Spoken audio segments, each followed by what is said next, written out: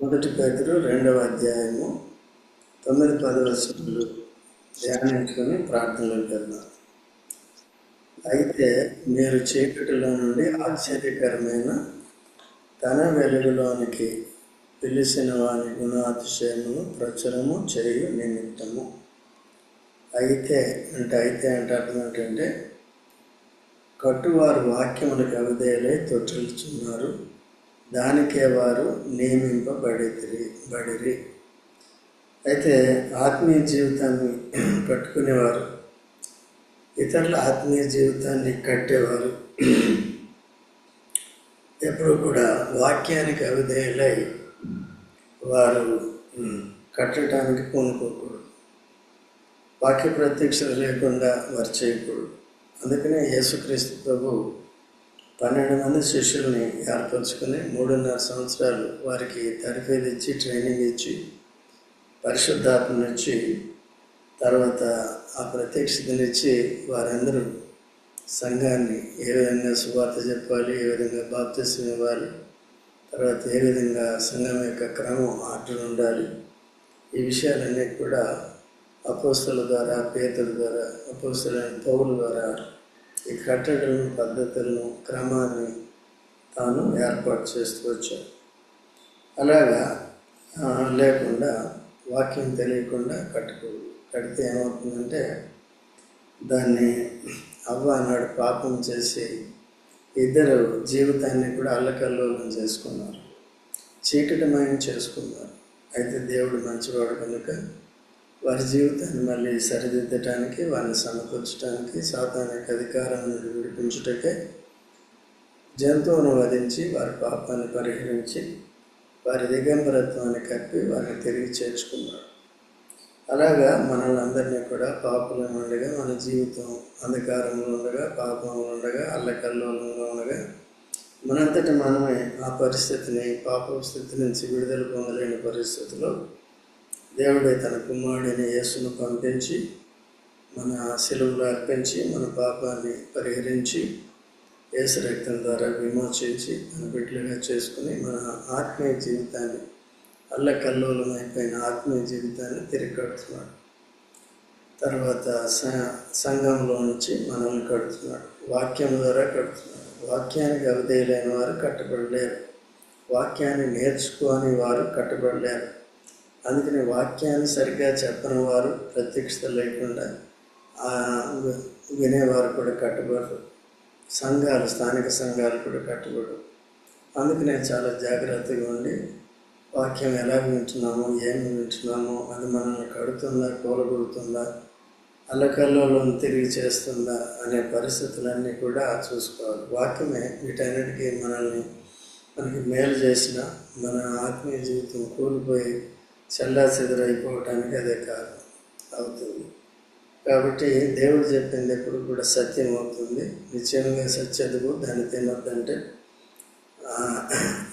అదే జరిగింది. అయితే సాతాను చెప్పింది చావనంటే ఆ సాతాను మాట విని పోగొట్టుకున్నారు. సో అలాగే నేటి దినాల్లో కూడా మనుషుల యొక్క వారి అభిప్రాయాలు మనకు అవసరం లేదు. ఆ వాక్యంలోని యథార్థ భావం ఏంటనేది జాగ్రత్తగా మనం చూసుకుని దాన్ని ఆ ప్రకారం నడుచుకోవాలి. ఇలా చేసేవారు ఈ దినాల్లో చాలా తక్కువగానే ఉంటున్నారు. మనం కూడా ఆ జాబితాలో వాక్యాన్ని విని సరిగా గ్రహించి ఆ ప్రకారం మన ఆత్మీయ జీవితాన్ని, మన కుటుంబ జీవితాన్ని కట్టుకునేలా చూసుకోవాలి. ఎక్కడ కూడా మనల్ని బట్టి అల్లకల్లోల పరిస్థితి, అయోమయ పరిస్థితి, గందరగోళ పరిస్థితి ఆత్మీయ జీవితంలో చోటు చేసుకోకుండా జాగ్రత్తగా చూసుకోవాలి. దేవుడిచ్చిన ప్రత్యక్షతను బట్టి మా వంతు మేము ప్రయాసపడుతున్నాం కనుక మీరు కూడా జాగ్రత్తగా దాన్ని విని ఆ విధంగా మీరు కట్టుకుంటూ వినని వారికి కూడా బోధించి ఆ విధంగా వారిని కూడా సిద్ధపరచుకోవాలి. అయితే అంతకుముందు మనం వాక్యానికి అవిధేయులమై ఉన్నాం. ఇప్పుడు విధేయత చూపించాలి. అనుదినం దేవుని వాక్యాన్ని నేర్చుకోవాలి. వాక్యంలో యథార్థ భావాన్ని, సత్యాన్ని ఎరిగిన వారమే ఎక్కడెక్కడ సరి చేసుకుంట ద్వారా మనము తిరిగి ఆత్మీయంగా కట్టబెట్టడానికి, సమకూర్చబెట్టడానికి దేవుని యొక్క ఆశీర్వాదములు పొందటానికి వీలవుతుంది. అయితే మీరు చీకటిలో నుండి ఆశ్చర్యకరమైన తన వెలుగులోనికి మిమ్మల్ని పిలిచిన వాని గుణాతిశయమును ప్రచురం చేయ నిమిత్తము. ఎందుకంటే చీకటిలో నుండి, చీకటి అంటే రెండు రకాలు. ఒకటి ప్రకృతి సంబంధమైన చీకటి, రాత్రి అంతా చీకటి మనం చూసాం. ఆ చీకటి విశ్రాంతి తీసుకోవటానికి ఉపయోగపడింది. కొంతమంది చీకటిలో చెడు కార్యాలు చేయటానికి, అంటే ధర్మ విరోధ కార్యాలు చేయటానికి కూడా వినియోగిస్తారు. కొన్ని కార్యాలు ధర్మం అనుమతించింది, అవి పవిత్రమైనవి, అలాగా చేస్తూ ఉంటారు. దొంగతనాలు కానీ ఇంకోటి కానీ. కాబట్టి అలా లేకుండా ఇప్పుడు ఆత్మీయ చీకటిలో, అంటే పాపం అనే చీకటిలో, అంధకారంలో, దేవునికి వచ్చిన గ్రహింపు లేని పరిస్థితిలో ముందుకు వెళ్ళే ఆత్మీయ జీవితంలో ఎక్కడికి పోతున్నాం, ఎక్కడి నుంచి వచ్చాం అనే విషయాలు కూడా మనకి తెలియని పరిస్థితిలో యేసుక్రీస్తు ప్రభువు మన విశ్వాసం ఉంచడం ద్వారా యేసు రక్తం చేత మనల్ని కడిగి పవిత్రపరిచి నీతిమంతులుగాను పరిశుద్ధులుగాను తీర్చి మనం ఎక్కడి నుంచి వచ్చామో దాన్ని చూపించాడు. మొదటి ఆదాము నుంచి వచ్చాం. కడపటి ఆదాములో పరిశుద్ధపరచబడ్డాం.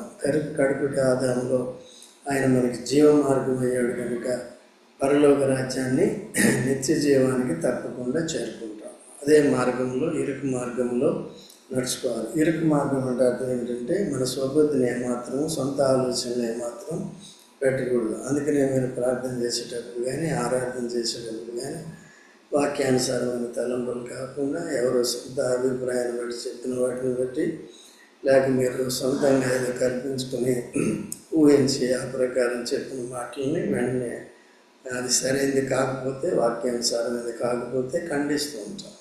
అది మీ మేలు కొరకే. దాన్ని జాగ్రత్తగా చూసుకోవాలి. నేను కూడా ఆ రీతిగా ఖండింపబడాలి. అందరూ కూడా ఎవరు కూడా అతీతులు కారు సత్యానికి. సరిగ్గా నేర్చుకోవాలి. అందుకనే వెలుగు రెండు రకాలు ఉంది: ప్రకృతి సంబంధం, ఆత్మ సంబంధం. ఇంకొక రకంగా చూసినట్లయితే ప్రకృతి సంబంధంగా ఏదైతే ఉందో అది ఆత్మ సంబంధంగా కూడా ఉంటుంది అన్నమాట. అందుకనే రోమీయులకు రాసిన మొదటి అధ్యాయంలో 18వ వచనం చదవండి. 18, 19 వచనాలు త్వరగా చదవండి. మొదటి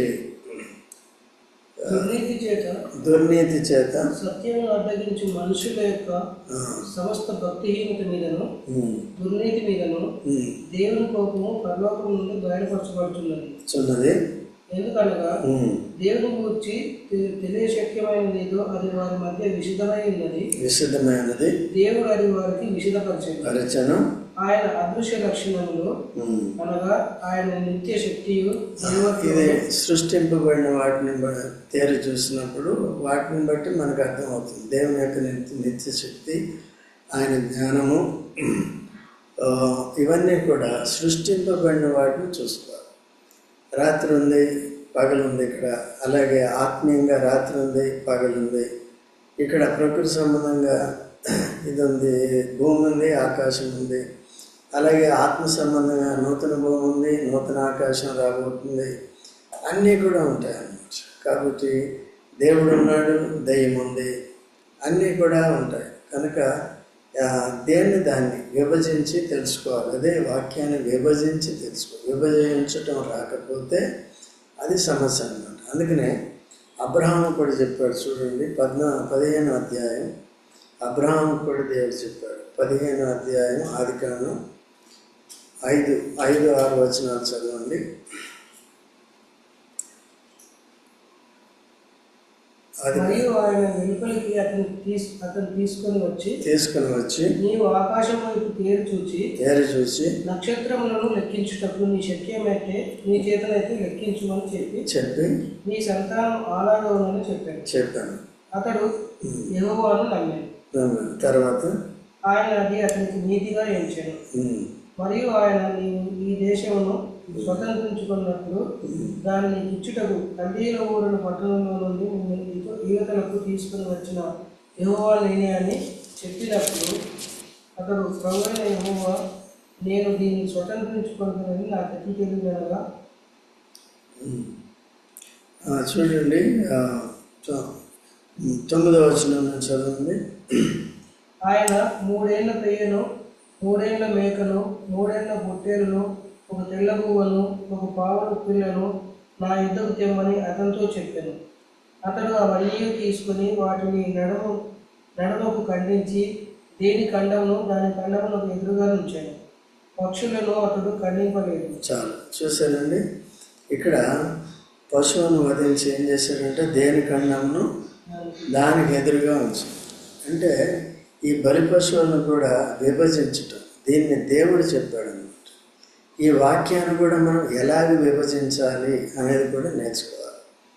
కనుక ఈ సంఘంలో మీకు చెప్పినప్పుడు ఈ విషయాలన్నీ దేనికి దానికి, ఏది ప్రకృతి సంబంధమైంది, ఏది ఆత్మ సంబంధమైంది, ఏ విషయాలు ప్రకృతి సంబంధమైన వాటితో ఆత్మీయ విషయాలు సరిపోల్చి చెప్పారో ఇవన్నీ కూడా స్పష్టంగా మీకు తెలియజేయాలి సంఘం.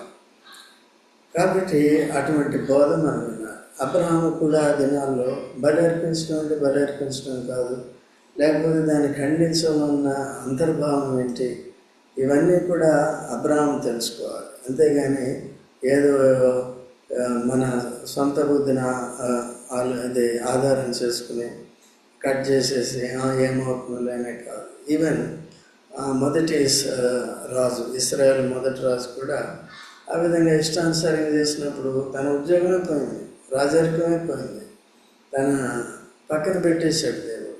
అది అట్లా ఉండకూడదు. అక్కడ చేయవారులారా మీరెవరు నేను ఎరుగునంటాడు. ఎప్పుడు కూడా క్రమాన్ని మనం నేర్చుకోవాలి. ఆ బలి ఇచ్చినప్పుడు కూడా ఏది ఎట్లా పెట్టాలి, పక్షులు మాత్రం నువ్వు ఖండించకూడదు అని తాను ఖండితంగా దేవుడు చెప్పాడు. అలాగే అబ్రహాం చేశాడు. కనుక ఆ విధంగా దేవుని వాక్యం సరిగ్గా మనం విభజించేది నేర్చుకోవాలి. కనుక ఇప్పుడు చీకటిలో నుండి ఆశ్చర్యకరమైన తన వెలుగంటే యేసు ప్రభు వెలుగులో. అంతకుముందు ఈ పాపం అనే చీకటిలో ఉన్నాం, సాతాను అనే అంధకార సంబంధ అధికారంలో ఉన్నాం. అంతకుముందు దేవుని జ్ఞాన విషయంలో అజ్ఞానులుగా ఉన్నాం. అటువంటి పరిస్థితులన్నింటినీ కూడా తన వెలుగు అంటే, వెలుగు దేని గుర్తుగా ఉందంటే ఎఫెసీ 5:9 ఉంది.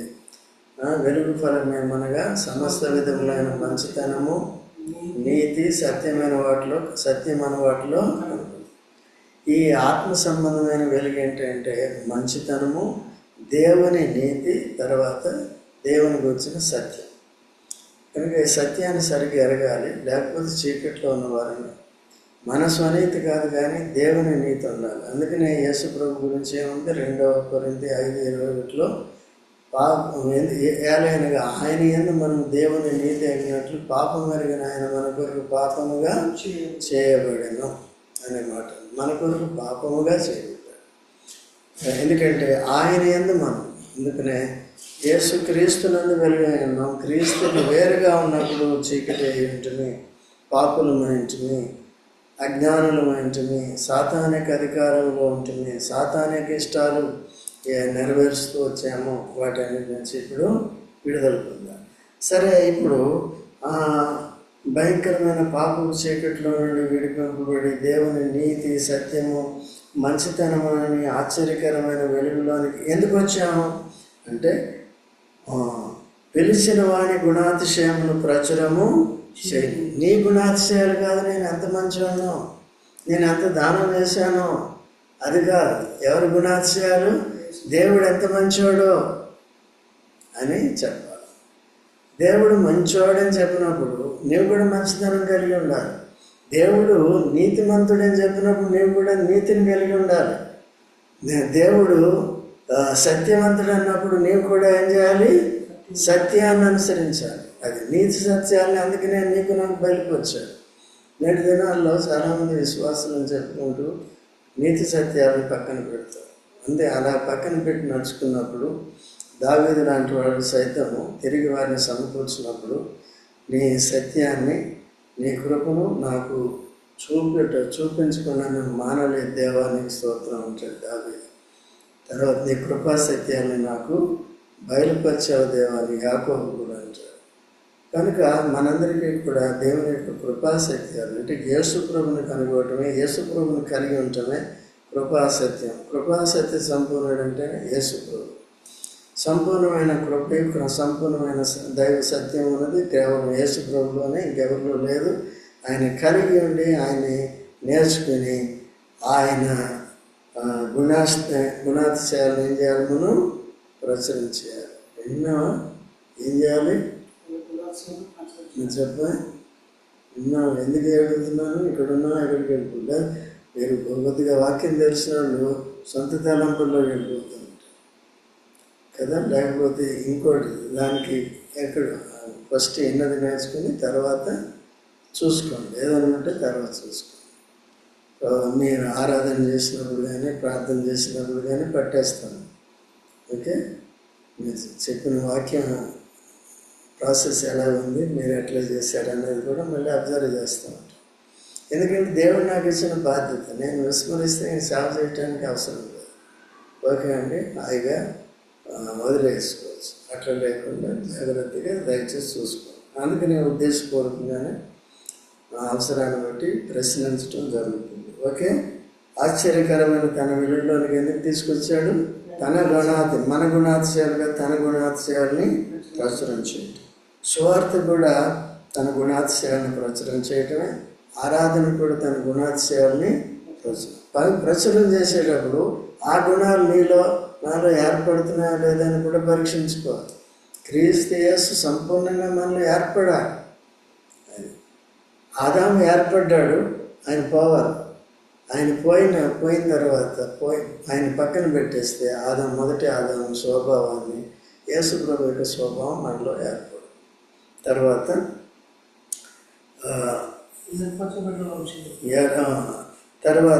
ఏర్పరచబడిన వంశమును, రాజులేని యాజక సమూహమును, పరిశుద్ధ జనమును, దేవుని సొత్తైన.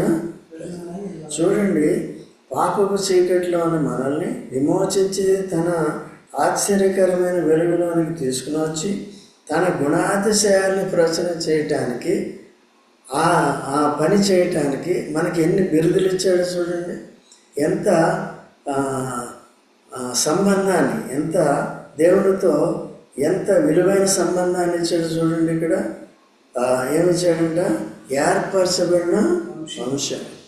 మిగిలిన వంశాలన్నీ ఉండవు. అది ఈ వంశం, ఆ వంశం, సూర్యవంశం, చంద్రవంశం, ఇంకో వంశం, ఈ వంశాలు ఏమి ఉండవు. నా వంశమే క్రీస్తు యేసులో కలిగిన ఆ వంశం ఉంటుంది. మనం ఏర్పరచబడిన వంశం. దేవుడు ఏర్పరచుకుని చేర్చుకున్నవాడు ధన్యుడు. ఎవరి పాపములకు అతిక్రమలకు పరిహారం పొందారో వారు ధన్యులు. కాబట్టి మనం రక్షణ పొందటానికి ఏర్పరచబడిన వంశము, రాజులైన యాజక సమూహము. అది అంతకుముందు ఏంటంటే లేవీయులు యాజకులుగా ఉండేవారు, కాబట్టి వాళ్ళు రాజులు కాదు. దానిలో నుండి నేను కూడా రాజులు ఎవరు కూడా రాలేదు. అంటే మోషే లాంటి నాయకులు వచ్చారు, బట్ రాజులందరూ కూడా వేరే వచ్చారు. ఇప్పుడు యేసుక్రీస్తు ప్రభు కూడా రాజులకు రాజు ప్రభుడు. ఆయన యోధా గోత్రం నుంచి వచ్చాడు. ఇప్పుడు యేసుక్రీస్తు ప్రభు ప్రధాన యాజకుడు అంటే మనల్ని యాజకులు. యేసు ప్రభు రాజైన యాజకుడు అంటే మనం ఆయన రాజులైన యాజకుడు. అంతే సింపుల్. కాబట్టి మన లినేజ్ మారిందనమాట, మన యాజక ధర్మ పద్ధతి మారిందనమాట. ఓకే, ధర్మం అంటే ఆత్మీయంగా అదే చేయాలి. ఏం చేయాలి? ఆరాధన చేయాలి, దేవుని గుణాతిశయాలను ప్రచురణ చేయాలి, ప్రార్థన చేయాలి. అంటే నా స్వార్థాల కొరకు కాదు, కానీ యథార్థంగా ప్రార్థన చేయాలి. మనుషులందరి రక్షణ కొరకు, పరిచర్య కొరకు ప్రార్థన చేయాలి. సో సంఘ క్షేమం కొరకు, పరిచర్య కొరకు ప్రార్థన చేయాలి. వాక్యం చెప్పింది దేని కొరకు చేయాలి, వాటి కొరకు చేయాలి. అప్పుడు అది సేవ అవుతుంది. సువార్త ప్రకటన చేయాలి, దేవుని మందిరాన్ని విడిచిపెట్టకూడదు. సో వాక్యాన్ని నేర్చుకుని ఆ విధంగా మనం కొనసాగాలి. ఏర్పరచబడిన వంశము, దేవుని ఇంకా రాజులైన యాజక సమూహము, తర్వాత పరిశుద్ధపరచబడిన జనం కనుక మనం పరిశుద్ధ జనం అనుకుంటే కాదు, కానీ పరిశుద్ధపరచబడి పరిశుద్ధంగా జీవించేవారే పరిశుద్ధ జనం, దేవుని సొత్తైన ప్రజలు. ఇశ్రాయేలును కూడా ఈ లోకంలో ఉన్న సకల జాతులు, సకల వంశాలు నేను మిమ్మల్ని ఎరుగుదును, మిమ్మల్ని నేను ఏర్పరచుకుంటుని, మిమ్మల్ని అందరికంటే ఎక్కువగా నేను పెట్టాను అంటాడు. ఎవరు? దేవుడు. ద్వితీయోపదేశకాండంలో ఉంటుంది. కాబట్టి మనం ఎవరు అంట? దేవుని సొత్తు అయిన ప్రజలై ఉన్నారు. ఒకప్పుడు ప్రజగా ఉండక ఇప్పుడు దేవుని ప్రజ ఇది. అప్పుడు ఒకప్పుడు దేవుని ప్రజలం కాదు, ఇప్పుడు ఎవరు మనం? దేవుని ప్రజలు. దాన్ని బట్టి మనం అతిశయించాలి. లోకంలో నేను ప్రధానమంత్రి కూతుర్ని, కుమారుని, లేక ఇంకొకరికి అని ధనవంతులైన వారి పేరు చెప్పుకుంటే అది అంత తాత్కాలికం. అయితే ఇది మాత్రం శాశ్వతంగా ఉంటుంది. ఈ ధాన్యతని మనం కాపాడుకోవాలి. మన కుటుంబాన్ని కూడా ఆ రీతిగా సిద్ధపరచుకోవాలి. ఒకప్పుడు కనికరింపడలేదు, ఇప్పుడు ఏం చేశాం మనం? ఎందుకంటే మనం చేసిన క్రియలను బట్టి, మన అజ్ఞానాన్ని బట్టి మన శిక్షకు పాత్రలు. ఇప్పుడు క్రీస్తులో దేవుడు మనల్ని కనికరించాడు, క్షమించాడు. కాబట్టి కనికరించబడిన మనం ఏం చేయాలంటే కనికరం కలిగి ఉండాలి. ఇతరుల ఎవరు ఎలా పోతే నాకెందుకులే, ఎవరు ఎట్లా చేస్తే నాకెందుకులే, అలాంటి వాళ్ళు ప్రార్థన చేయలేరు. ప్రార్థన భారం అనేది ఉండదు. ఒకళ్ళు ఒక బాధ చెప్పారంటే వెంటనే దాని కొరకు మనం ఏం చేయాలి? ప్రార్థన చేయాలి. చెప్పేవాడు కూడా యథార్థంగా చెప్పాలి. ఆ వివేచన మనకి ఇస్తాడు, అది కరెక్టో కాదు అనేది ఇస్తూ ఉంటాడు. కాబట్టి ఆ విధంగా దయచేసి మనం దేవుని ప్రజలుగా, దేవునికి యాజకులుగా మనం ఎప్పుడు కూడా వాక్యాన్ని నేర్చుకుంటూ, దేవుని వెలుగులో నడుచుకుంటూ జాగ్రత్తగా ఉందాం. ప్రార్థనలోకి వెళ్దాం.